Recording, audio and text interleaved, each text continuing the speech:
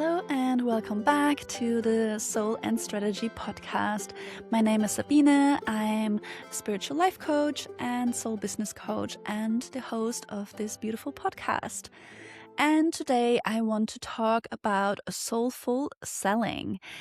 So maybe you've had some feelings about selling. Maybe when I'm saying soulful selling, you feel a bit uncomfortable, or the word selling just gives you the ick, or you just don't want to sound salesy. If that's you, this podcast episode is for you, because I see so many gifted spiritual women, people in general, who are really getting stuck in the sales part. And if I think back about myself, I also felt really uncomfortable selling. It's also not something that we are born with, right? So just to put that out there, sales is of course a skill. And I thought there's one right way to sell, and I want to talk to you today about the mindset shift first, about what selling really is and why you might feel uncomfortable, and also what could be the underlying beliefs under your thought about selling that actually make you feel uncomfortable, so we can shift those as well. So when it comes to selling, I thought selling is definitely a skill, but I thought that I needed to follow a sales script and I just needed to watch all the different sales videos. I think I still have them saved in my Instagram on my account. Like all these different sales closers who were telling me or telling us how to handle objections, what to say, how to continue, the reason why someone might be hesitating, how to lead the sales call. And I guess I kind of tried it a little bit, but it never felt good to me. So if that's you, if you think you just need to find the perfect sales script, let me tell you, it is not about a sales script. I don't use sales script. I still have one that I often have next to me just in case I want to look at something, but I really never look at it. And I just kind of go with the flow. And what I do is I really listen. I listen to the person. I ask questions. I want to understand, and I come from a space and a place of curiosity. I want to understand, what is their problem? What are their challenges? What could I help them with? What are their dreams? Where do I see the gaps? Which is what I really like, being that little detective of reading between the lines and seeing, okay, I'm hearing they have this certain belief and this is the outcome and the reality they're currently living, and that's where they want to go. So this is what I think we need to shift first, and then we're going to do this and this and this. So I really love mapping out the plan for them and showing them possibilities of what they can create once they move through these different steps. So I actually had this moment a few months ago where I thought, oh wow, I'm actually loving sales. I'm actually loving these conversations. I'm actually loving helping people and offering them my service as the solution to their problem. And that's actually already the first part here that I want to touch on, which is selling is an invitation. Selling is not taking someone else's money or is not pushing someone to buy something from you. Selling is inviting them into something you have to offer. And everyone can, of course, decline an invitation. It's always up to them to say yes or no. You are just opening, literally, energetically, the doors for them to come in, to say yes, to receive help. But if they don't want to, that's fine. So selling is an invitation. That's the first mindset shift here that I want to invite you to. And selling is also about telling someone how you could help them. So everyone who is coming to you or who is looking for a solution, they're looking for a solution because they have a problem. So selling is actually helping them solve their problem. And if we think about any other profession, let's say you've got a leak in your house You have a problem, right? You need a plumber, you need someone to fix it. Would you feel weird and uncomfortable if they would then come in, do the service, and charge money for that? No, because you have a problem, you need that problem to be solved, and you're willing to pay for it to get the solution and to have it fixed. The same thing if you are going to the dentist, for example, if you've got pain in your teeth or you want a haircut.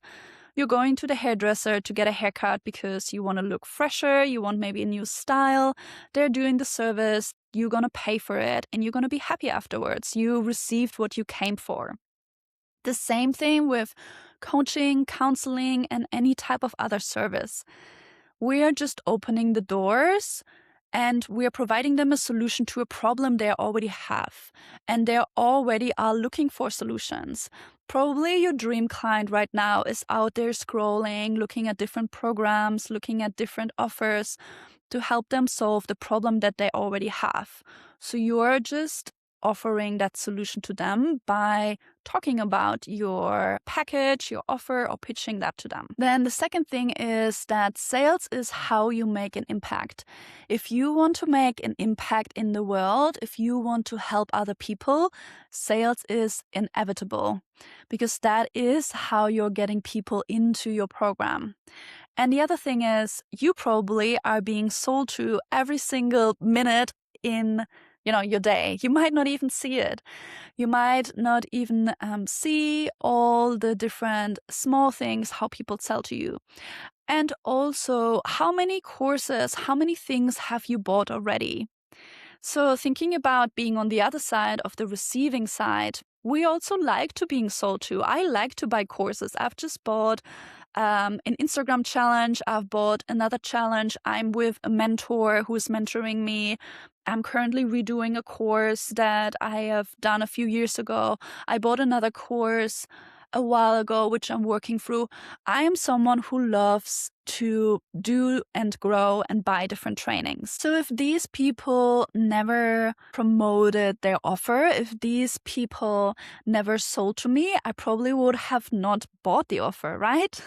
So for me to experience that transformation, I first need to hear about the offer. I need them to talk about it. I need them to invite me into it. So in order to make an impact, in order for your coaching to be full, for your counseling spots to be filled up, for your workshops to be sold out, you actually need to sell. Which leads me to the next part, which is without selling, there's no business. If you're never selling in your content, if you're never opening doors, if you're never inviting people into what you have to offer, you won't have a business because sales, marketing, if you like it or not, is such an important part of business. So that's when we kind of want to implement those mindset shifts because they will always be part of business. Now the question is, how do you want to feel about it? How do you want to think about it? You're not able to get them out of your business. You can outsource them, sure, you can, but you always will need to have sales and marketing in your business. So then the question is, do you want to hate them or do you want to find a way to see them as something that adds value to the mission, to the impact, to the thing you're here to do? So let's talk about the underlying beliefs around sales, which is why I think so many people feel icky around it. So one belief, and you can check in for yourself if that feels true, is that fear of, can I actually create the transformation and the results that the person wants? So on a conscious level, you want to sign your first clients, you want to have your first people into your programs. But on a subconscious level, you feel afraid that you might not be able to help them, that you don't know enough, that you're too new, that they're one of your first clients, and maybe you're not experienced enough. You need to do more certification, you need to practice more, and you're just not ready yet. So when you're then in a sales call, or even if you want to talk about your offer on Instagram or on a podcast episode or wherever you're talking about your offer, you are holding back Because subconsciously, you're afraid that if someone does sign up, if someone does say, oh my God, this sounds amazing, I want to be in, I want to work with you, you're afraid that actually you can't deliver. So feel into it if that feels true for you, because I do see that quite a lot. And then the second topic underlying sales and selling is money beliefs. And the topic of receiving money. How do you feel about receiving money? How do you feel if someone just drops $1,000, $2,000, $3,000 into your bank account? Can you receive the money with gratitude, or do you feel guilty? What are the stories you're telling yourself about money? And when it comes to receiving, it's not only about money, it's also about other things that you're receiving. Can you receive compliments? Can you receive love? Can you receive gifts? It's all kind of the same energy here. Because if you're in a mode of feeling guilty for receiving, that's gonna be a block that obviously will show up as you're doing the sales, as you're trying to sell your offer. And often those blocks are connected to self-worth, of not feeling worthy of receiving. A belief that I had was also, I need to work really hard in order to receive money. I cannot just be gifted money. Money cannot just come my way just because I'm here, I'm alive. And that's not enough of a reason. I need to work really hard in order to deserve to receive money. So maybe that is also a story you're telling yourself. So have a feel into what are the underlying beliefs when it comes to receiving money, receiving love, receiving compliments. Is there something around self-worth? Is there something about not feeling good enough to receive the money? And that's kind of where we want to start and work with as well, because those beliefs and those fears and those feelings won't go away just because, right? We need to do the inner work. We need to look at what are the stories you're telling yourself, and also when did these stories come up? Is there maybe something that you've experienced in the past, or you've seen from your parents, where money was always scarce, or where, like in my case, been told money doesn't grow on trees, we need to work really hard for this money. So what are the stories you were told when you were little that you're still believing? And then the next question is, are these really true? Is it really true that I need to work really, really hard for money? Is it really true that I don't have enough to give, or I cannot help the people that might sign up to my program? And often the answer is no. And then we want to choose a different belief, and a belief that actually represents the truth, and a belief that we can start believing as well. So if you choose an affirmation or something that feels completely out of reach and completely untrue, that's not very helpful. But choose something that feels aligned, which is maybe, I already know enough to help other people. I only need to be one step ahead of someone to be able to help them. Or I allow money to flow to me from all different pathways. I don't need that money only flows to me through hard work, for example. So have a look at what underlying topic is there underneath the icky sales feeling, so you can start to transform that as well. So I hope that this episode helped you, that you had some new insights, that maybe you start seeing selling now as an act of service rather than something that feels uncomfortable or is kind of wrong or, not ethical, but really seeing selling as this soulful act, as your responsibility to help other people. Because if you have something that can help others, why would you hold it back? Would that not be selfish? You know, if someone had invented a cure to cancer and they would never tell anyone about it, would that not be selfish if so many other people could actually benefit from that medicine?